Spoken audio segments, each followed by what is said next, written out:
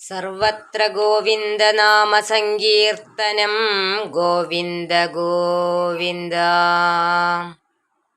പീതാംബരം കരവിരാജിത ശംഖചക്ര കൗമോദകീ സരസിജം കരുണാസമുദ്രം രാധാസഹായമതിസുന്ദരമന്ദഹാസം വാതാലയേശമനിശം ഹൃദി ഭാവയാമി. സദാശിവസമാരംഭാം ശങ്കരാചാര്യമധ്യമാം അസ്മദാചാര്യപര്യന്താം വന്ദേ ഗുരുപരമ്പരാം. നാരായണ കവചം 16-ാമത്തെ ശ്ലോകം. ഓം നമോ ഭഗവതേ വാസുദേവായ. ഓം നമോ ഭഗവതേ വാസുദേവായ. ഓം നമോ ഭഗവതേ വാസുദേവായ.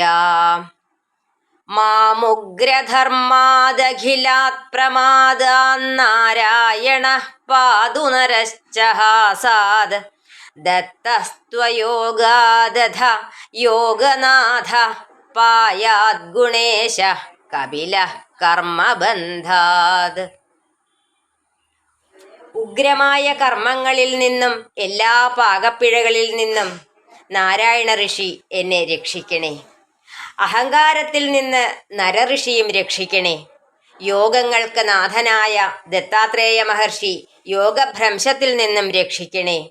പിന്നീട് ത്രിഗുണങ്ങൾക്കും അധിപനായ കപിലമുനി എല്ലാ കർമ്മബന്ധങ്ങളിലും പാലിക്കുമാറാകണമേ. ഉഗ്രപ്പെട്ട കർമ്മങ്ങളിൽ നിന്നും സ്വയം പാകപ്പിഴകൾ വരാതിരിക്കാൻ നാരായണ ഋഷിയും, അഹങ്കാരാദികൾ വരാതിരിപ്പാൻ നരഋഷിയും, യോഗഭ്രംശം വരാതിരിപ്പാൻ ദത്താത്രേയ ഭഗവാനും, കർമ്മബന്ധങ്ങളിൽ അകപ്പെട്ടു പോവാതിരിക്കാൻ കപിലമുനിയും കാത്തുരക്ഷിക്കണേ. ഭഗവാനെ, അവിടുന്ന് തന്നെ ഇത്തരത്തിൽ വന്ന് എന്നെ കാത്തുരക്ഷിക്കണേ. ഹരേ ഗുരുവായൂരപ്പ, അവിടുത്തേക്ക് നമസ്കാരം. സർവത്ര ഗോവിന്ദനാമ സങ്കീർത്തനം. ഗോവിന്ദ ഗോവിന്ദ.